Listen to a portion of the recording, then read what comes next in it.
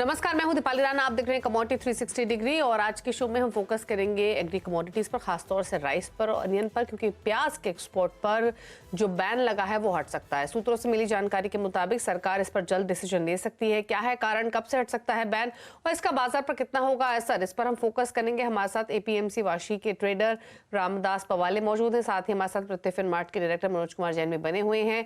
chartandtrade.com के founder विकास बगरिया तो मौजूद हैं ही, लेकिन सबसे पहले मेरे सहयोगी असीम मनचंदा के पास चलती हूँ और पूरी खबर उनसे समझ लेते हैं कि क्या डेवलपमेंट्स एक्सपेक्ट करनी चाहिए प्याज को लेकर, प्याज के एक्सपोर्ट को लेकर। बताइए असीम, क्या डिटेल्स हैं? पिछले बात करूं तो प्याज के दामों में भारी कटौती देखने को मिल रही है। होलसेल में इसके दाम 35% तक गिर गए, जबकि रिटेल में इसके दाम 30% तक गिर गए। एक महीने पहले प्याज करीबन मार्केट में 60 रुपए के आसपास किलो मिल रहा था, लेकिन अब इसकी कीमत घट करके 40 रुपए किलो आ गई है। तो प्याज के जब दाम गिर गए तो सरकार चाहते हैं कि जो किसान है उनको भी प्याज का सही दाम मिले, तो इसके लिए सरकार प्याज का एक्सपोर्ट खोलने की तैयारी करी है। खासतौर पर जब मार्केट में दाम काफी ऊंचे चले गए थे तो सरकार ने एक्सपोर्ट के ऊपर रोक लगा दी थी। पहले सरकार ने इसके ऊपर मिनिमम एक्सपोर्ट प्राइस तय किया था जो कि $800 से ऊपर था, लेकिन उसके बाद सरकार ने इसके ऊपर पूरी तरह से रोक लगा दी। अब सरकार को लग रहा है कि जिस तरह से नई फसल आ रही है, खरीफ फसल की ज्यादा से ज्यादा बाजार में मार्केट में किसान फसल लेकर के आ रहे हैं, तो कहीं ऐसा ना हो कि दाम इसके एकदम से गिर जाए। तो सरकार इसको इस पर जो एक्सपोर्ट के ऊपर जो रोक लगी है उसको खोलने की तैयारी कर रही है।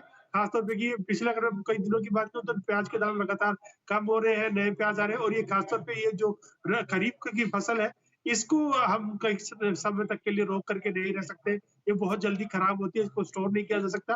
तो सरकार जितना प्याज खरीद रही है बाजार से, उतना ही प्याज बाजार पे प्याज जो है वो बेच भी रही है। तो इसीलिए सरकार ये भी चाहती है कि जल्दी से जल्दी एक्सपोर्ट को खोल दिया जाए ताकि किसान प्याज का एक्सपोर्ट कर सके। शुक्रिया असीम आपका ये डिटेल्स बताने के लिए। तो असीम ने बताया कि क्या हो सकता है, क्यों सरकारें डिसीजन ले सकती है, और इनफैक्ट जो बातें असीम ने यहाँ पर प्रिसाइसली मेंशन की उन्हीं पर इनफैक्ट एक राय ले लेते हैं। हमारे साथ रामदास जी बने हुए। रामदास जी, जैसे मेरे सहयोगी भी बता रहे थे कि सरकार ये समय सही समझ रही है निर्यात को ओपन करने के लिए, प्राइसेस क्योंकि हल्के हो चुके हैं, फसल ठीक ठाक आ रही है बाजार में। आपकी राय क्या है, क्या ये सही समय है सरकार के लिए प्याज के निर्यात को खोलने का?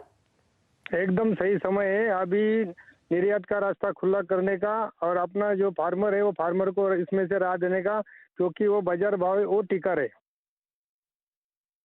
हेलो। लेकिन रामदास जी, तो रामदास जी फिर लेकिन अगर खरीफ प्याज की बात करें, जैसे मेरे सहयोगी भी बोल रहे थे, ये खरीफ प्याज को ना ही तो ज्यादा दिन तक रखा जा सकता है, ना ही निर्यात किया जा सकता है, तो फिर इसका फायदा होगा? आप देखते हैं कुछ बेनिफिट इसका? नहीं, फिलहाल फसल में थोड़ा सा एक फसल अच्छा रहता है, एक फसल थोड़ा नॉर्मल रहता है। अभी जो फसल निकल रहा है वो प्याज ये मार्केट में टिकने वाला नहीं है, ज्यादा दिन टिकने वाला नहीं है, वो जल्दी खराब होता है। इसके लिए वो निर्यात के लिए भी वो ये प्याज नहीं चलेगा।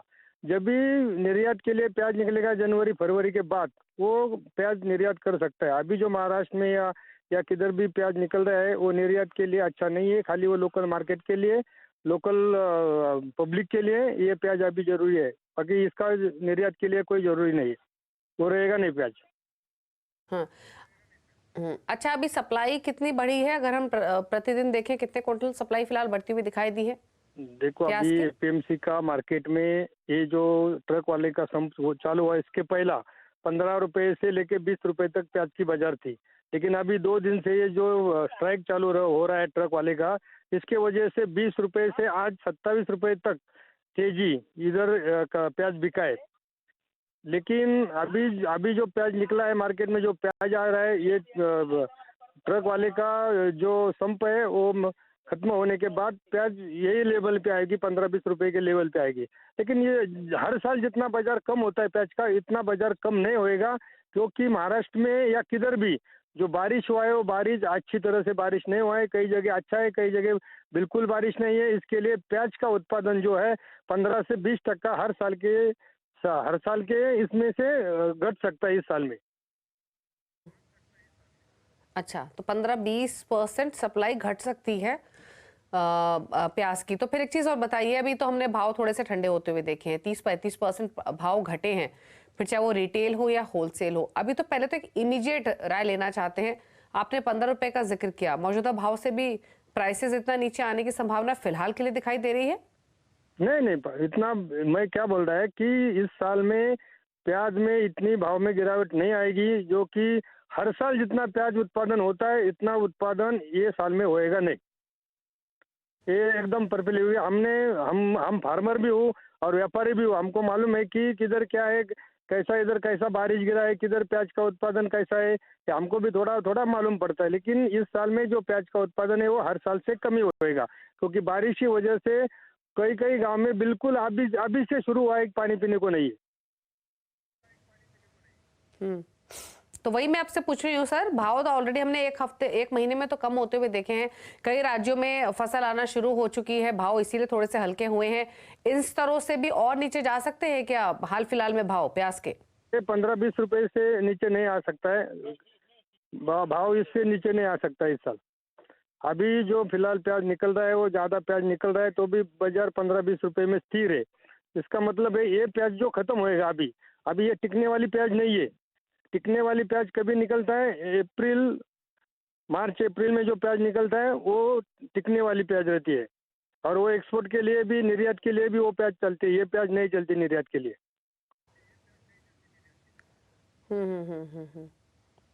ठीक है, तो भाव यहाँ से और नीचे जा सकते हैं, लेकिन सप्लाई पिछले साल के मुकाबले 15 से 20% घट सकती है, इसलिए बहुत नीचे भाव जाएंगे पिछले साल जितने, उतनी संभावना फिलहाल नहीं है। लेकिन हाँ, फिलहाल के लिए भाव थोड़ा सा और हल्के हो सकते हैं। शुक्रिया रामदास जी आपका क्विकली इस पर अपनी राय रखने के लिए और बताने के लिए किस तरीके के हालात फिलहाल बने हुए हैं। लेकिन आगे बढ़ेंगे और अब बात हम राइस की भी करेंगे। इस साल चावल की कमी देखने को मिल सकती है। हम ऐसा इसलिए बोल रहे हैं क्योंकि सरकार की अब तक की खरीद लक्ष्य से कम है। दिसंबर की खरीद खत्म हो चुकी है और जनवरी में सिर्फ वेस्टर्न उत्तर प्रदेश से खरीद होनी बाकी है।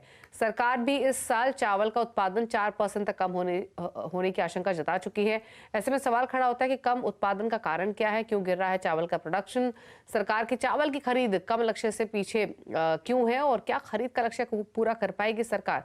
इन सब पर हम बातचीत करेंगे और सबसे बड़ा सवाल एक ये भी है कि क्या असर होगा इन सब डेवलपमेंट्स का, क्योंकि चावल के दाम पहले ही बढ़े हुए हैं। इस पर बातचीत करने के लिए हमारे साथ एग्री एक्सपर्ट सिराज हुसैन भी बने हुए हैं। सिराज जी नमस्कार, स्वागत है आपका। तो पहले तो समझना चाहेंगे आप कैसे देखते हैं मौजूदा स्थिति को, फिलहाल उत्पादन की स्थिति कैसी देख रहे हैं, क्या राय है? देखिए, गवर्नमेंट ने जो एस्टिमेट जारी किया था, एडवांस एस्टिमेट, उसमें गवर्नमेंट ने खुद ही ये एक्नॉलेज किया था कि मॉनसून के इरेटिक होने की वजह से कई राज्यों में धान की फसल पर विपरीत प्रभाव पड़ा है, इसलिए फसल कम होने की उम्मीद है। ये सभी को पहले से मालूम था कि इस साल धान का उत्पादन पिछले साल के मुकाबले में कम होगा, तो ये कोई ताज्जुब की बात नहीं है। लेकिन मैं समझता हूँ कि प्रोक्योरमेंट की जो स्थिति है वो इतनी खराब नहीं है, और अगर आप आगे डिस्कस करना चाहेंगी तो उसको हम एक्सप्लेन करेंगे। हाँ, तो प्रोक्योरमेंट की स्थिति आपको कंफर्टेबल दिखाई दे रही है, वो कैसे, और फिर क्या असर इसका रहेगा सप्लाईज पर, प्राइसेस पर? देखिए, पिछले 3-4 सालों में गवर्नमेंट बहुत ज्यादा राइस प्रोक्योर करती रही है, 50 मिलियन टन से भी ऊपर राइस प्रोक्योर करती रही है। यानी कि हम कह सकते हैं कि कई सालों में तो जितना हमारे राइस का प्रोडक्शन है उसका आधा, यानी कि करीब 60 मिलियन टन गवर्नमेंट ने प्रोक्योर कर लिया, जो कि बहुत ज्यादा है। तो हम ये कह सकते हैं कि इस साल अगर हम 4.5 मिलियन टन प्रोक्योर कर लेते हैं तो हमारे पब्लिक डिस्ट्रीब्यूशन सिस्टम के लिए काफी होगा। और पंजाब और हरियाणा में प्रोक्योरमेंट पिछले साल के तकरीबन बराबर हुआ है। तेलंगाना में कम है, और मैं समझता हूँ कि ये एक अच्छी बात है कि तेलंगाना में कम है, क्योंकि वहाँ बॉइल्ड राइस प्रोक्योर होता है और बॉइल्ड राइस की डिमांड पब्लिक डिस्ट्रीब्यूशन सिस्टम में नहीं है। ओके, तो फिर सिराज जी एक चीज बताइए, अब ऑलरेडी अगर हमने भाव देखे हैं राइस के तो वो बढ़े हैं। जिन फैक्टर्स के हम बात कर रहे हैं, इन फैक्टर्स का ऑलरेडी हमने इम्पैक्ट भाव पर देखा है। अब प्रोक्योरमेंट की सिचुएशन देखें या ओवरऑल उत्पादन की, जिस पर पहले से चर्चा की जा रही है, प्राइसेस अब यहाँ से किस डायरेक्शन में आप देख रहे हैं? लगता है कि इन्हीं भाव के आसपास रहेंगे या थोड़ा और ऊपर जा सकते हैं? देखिए, मुझे नहीं लगता कि प्राइसेस बहुत ज्यादा और ऊपर जाएंगे, क्योंकि गवर्नमेंट 4.5-5 मिलियन के बीच में, मिलियन टन के बीच में राइस का प्रोक्योरमेंट कर लेगी, और उससे हमारे पब्लिक डिस्ट्रीब्यूशन सिस्टम में जो गवर्नमेंट का कमिटमेंट है वो पूरा हो जाएगा लेकिन ये बात सही है कि क्योंकि पिछले साल के मुकाबले में उत्पादन कम है, इसलिए कुछ प्रेशर आएगा। लेकिन उसी प्रेशर को मद्देनजर रखते हुए गवर्नमेंट ने राइस के एक्सपोर्ट पर पाबंदियां लगाई हैं, मिनिमम एक्सपोर्ट ड्यूटी लगाई है, नॉन बासमती राइस के एक्सपोर्ट को बैन किया है, बासमती के एक्सपोर्ट पर मिनिमम एक्सपोर्ट प्राइस लगाया है। तो मैं समझता हूँ कुल मिला के अब जो करीब 10% के आसपास, 10-11% जो इन्फ्लेशन चल रहा है राइस में, उससे ज्यादा बढ़ने की उम्मीद नहीं करना चाहिए हमें। हम्म अच्छा, एक चीज और, आपने प्रोक्योरमेंट की बात कही, सरकार कर लेगी, लेकिन बहुत सारी चर्चा रिसेंटली इस मुद्दे पर हुई है और वॉइसेस तो ये भी हैं कि जिस तरीके से हमने राइस प्रोक्योरमेंट पिछले 2-3 महीने में ट्रेल होते हुए देखा है, शायद गवर्नमेंट अपने टारगेट को मिस कर दे। Prices, market prices already higher side पर हैं, जो परचेजेस में रिकवरी है वहां भी चांसेस स्लिम ही हैं। तो सरकार का जो प्रोक्योरमेंट है, जो एफसीआई के आंकड़े सो फार रहे हैं वो उतने इंकरेजिंग भले ही ना रहे, बट आपको लगता है कि प्रोक्योरमेंट का टारगेट सरकार पूरा कर लेगी? देखिए, सबसे पहली बात यह है कि गवर्नमेंट प्रोक्योरमेंट का कोई टारगेट फिक्स नहीं करती है, क्योंकि जो डब्ल्यूटीओ में हमने कमिटमेंट दिया है राइस के केस में, उस कमिटमेंट को हम कई सालों से ब्रीच कर रहे हैं। और बहुत ज्यादा राइस का प्रोक्योरमेंट, जरूरत से बहुत ज्यादा प्रोक्योरमेंट करना भी कुछ बहुत अच्छी पॉलिसी नहीं है, क्योंकि उसका फिर बहुत ज्यादा असर पड़ता है, उसकी कैरिंग कॉस्ट बहुत होती है। तो मैं समझता हूं कि 4.5 मिलियन टन अगर हम प्रोक्योर कर लेते हैं, तो ये 45 मिलियन टन अगर हम प्रोक्योर कर लेते हैं, तो मुझे लगता है कि हमारे पब्लिक डिस्ट्रीब्यूशन सिस्टम पर कोई असर नहीं पड़ेगा और गवर्नमेंट कंफर्टेबल स्थिति में रहेगी। मुझे नहीं लगता कि राइस प्रोक्योरमेंट में किसी भी तरह की कोई कंसर्न की बात नजर आ रही हो। ओके ओके, चलिए, शुक्रिया सिराज जी अपने क्विक व्यूज रखने के लिए इस डेवलपमेंट पर। तो प्रोक्योरमेंट की सिचुएशन कंफर्टेबल लग रही है, प्राइसेस ऑलरेडी थोड़ा ऊपर आए हैं, इन स्तरों के आसपास रहने चाहिए, यहाँ से बहुत ऊपर जाएंगे इसकी संभावना नहीं है। और जो 4% उत्पादन कम रहने की बात है, इस पर इसकी आशंका पहले से थी कि थोड़ा उत्पादन पिछले साल के मुकाबले इस बार कम रह सकता है। लेकिन मनोज कुमार जैन भी हमारे साथ बने हुए, उनसे एक आउटलुक और ले लेते हैं राइस प्राइसेस पर। मनोज जी, आपने सुना पूरा कॉन्वर्सेशन, प्राइसेस को भी आपने वॉच किया होगा आई एम श्योर, क्या व्यू है? प्राइसेस लगता है मौजूदा लेवल्स के आसपास ही रहने चाहिए राइस के? नमस्कार दीपाली जी, सबसे पहले तो आपको और सारे व्यूअर्स को नववर्ष की बहुत बहुत शुभकामनाएं। बिल्कुल, यहाँ पे जो प्राइजेस को लेकर के कंसर्न्स थे, तो उसी के चलते हम देख रहे हैं कि जो गवर्नमेंट की जो एक्शन है वो लगातार बने हुए हैं। और अभी गत सप्ताह ही गवर्नमेंट की तरफ से एक ये न्यूज निकल कर आई थी कि भारत सरकार जो है अब भारत दाल और आटा के बाद भारत चावल को भी जो है रिलीज करेगी। तो कहीं ना कहीं इन सब चीजों को देखते हुए जो प्राइजेस है वो कंट्रोल में रहना चाहिए। जैसा कि सिराज जी भी बता रहे थे कि जो प्रोक्योरमेंट है वो अप्रोप्रिएट है, तो कोई बहुत ज्यादा चिंता की बात यहाँ पे नजर नहीं आती है। इंटरनेशनल मार्केट में भी कीमतें यहाँ पे जो है एक ऊपरी लेवल्स पर जो है रजिस्ट करती हुई दिख रही है। तो हमारा मानना है कि शॉर्ट टर्म में एक दायरा बना रह सकता है। इंटरनेशनल मार्केट में कीमतें भी 17.55 सेंट के स्तर के आसपास ट्रेड कर रही है। तो ये एक बड़ा रेजिस्टेंस लेवल है। अगर ये यहाँ से कीमतें अगर इसको ब्रेकआउट करती है, तो फिर एक यहाँ पे जो है थोड़ी बढ़त देखने को मिल सकती है टुवर्ड्स 18 सेंट।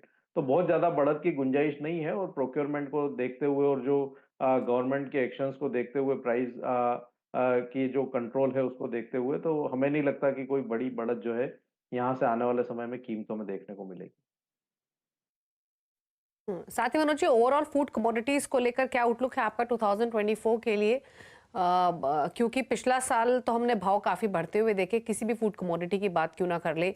2024 के लिए हालांकि आशंका ये है कि शायद वॉलेटिलिटी ज्यादा रहेगी, बट आपका व्यू क्या है? क्योंकि सरकार कंसिस्टेंटली स्टेप्स उठा रही है इन्फ्लेशन को अंडर कंट्रोल रखने के लिए, फूड कमोडिटीज पर बारीकी से नजर बनाए हुए है, बट आपकी राय क्या है ओवरऑल? क्वेश्चन मुझसे है? जी मनोज जी। ये सवाल मुझसे है दीपाली जी? जी मनोज जी, फूड कमोडिटीज पर आउटलुक क्या है 2024 के लिए? यहाँ पे एक हमारा मानना है कि जो फर्स्ट हाफ है 2024 का, वो जो है एक लेक लस्टर ईयर जो है, जिस तरह से हमने पिछले साल में देखा था ओवरऑल जो कमोडिटीज है उसके कीमतों में दबाव, तो ऐसा जो सिनारियो है वो फर्स्ट हाफ में बना रह सकता है, एक्सेप्ट पल्सेस। क्योंकि पल्सेस में यहाँ पे प्रोडक्शन भी कम है, और जो सप्लाई साइड है इंटरनेशनल मार्केट से वो भी थोड़ी टाइट नजर आती है। तो पल्सेस में जो मजबूती है वो बनी रह सकती है, लेकिन बाकी जो कमोडिटीज है, चाहे वो ग्रेन्स हो या एडिबल ऑयल हो, फर्स्ट हाफ में कीमतें जो है वो प्रेशर में बनी रह सकती है, लेकिन सेकेंड हाफ में फिर एक बार यहाँ पे कीमतों में जो है सुधार देखने को मिल सकता है। तो ओवरऑल जो साल है वो फूड कमोडिटीज के लिए मॉडरेट जो है ईयर रह सकता है, अगर यहाँ पे वेदर को लेकर के कोई बहुत बड़े कंसर्न जो है उभरते हुए नजर नहीं आए तो। ठीक है, चलिए, तो ये आउटलुक रहा एक क्विक आउटलुक फूड कमोडिटीज पर भी। रुक रहे हैं ब्रेक के लिए, ब्रेक के उस पर फोकस करेंगे स्ट्रैटेजीज पर। जल्द वापस आते हैं। आप देख रहे हैं कमोडिटी 360 डिग्री। मनोज कुमार जैन, विकास बघेल हमारे साथ बने हुए। सबसे पहले तो ट्रेडिंग कॉल्स पूछ लेते हैं, उसके बाद बाकी स्ट्रैटेजीज। विकास नमस्कार, हैप्पी न्यू ईयर। बताइए पहले तो आपके टॉप ट्रेडिंग स्ट्रैटेजीज इस समय क्या है? वाली जी नमस्कार, आपको और सभी दर्शकों को न्यू ईयर की बहुत बहुत शुभकामनाएं। देखिए, टॉप स्ट्रेटेजी में गोल्ड और सिल्वर ये दोनों ही बियरिश लग रहा है अभी फॉर शॉर्ट टर्म के लिए। जैसे मैं देख रहा हूँ कि गोल्ड में और सिल्वर में दोनों में अपर साइड में एक रेजिस्टेंस बार बार हिट कर रहा है। तो गोल्ड थोड़ा अगर बाउंस में 63,700 800 के करीब मिलता है तो गोल्ड में एक बिकवाली का सजेशन रहेगा। 64,000 के ऊपर का स्टॉप लॉस रखना है और लोअर एंड पे 63,100 एंड 62,900 तक का टारगेट देखने मिल सकता है, क्योंकि इंटरनेशनल मार्केट में भी मैं देख रहा हूँ 2095 और 2100 का रेजिस्टेंस को ले रहा है और उसके ऊपर नहीं जा पा रहा है। और वहीं अगर दीपाली जी सिल्वर की बात करूं तो सिल्वर में भी देखने को मिल रहा है कि 75,000 से 76,000 का ये जो जोन है सिल्वर के लिए, यहाँ पे बहुत इंपॉर्टेंट रेजिस्टेंस जोन है ट्रेंड लाइन का भी और प्राइस एक्शंस का भी, तो जिसको ये क्रॉस नहीं कर पा रहा है। तो सिल्वर अगर 75,000 75,200 के करीब मिलता है, सिल्वर में एक छोटा स्टॉप लॉस 75,700 का देना है और एक मंदी का ट्रेड लेना है।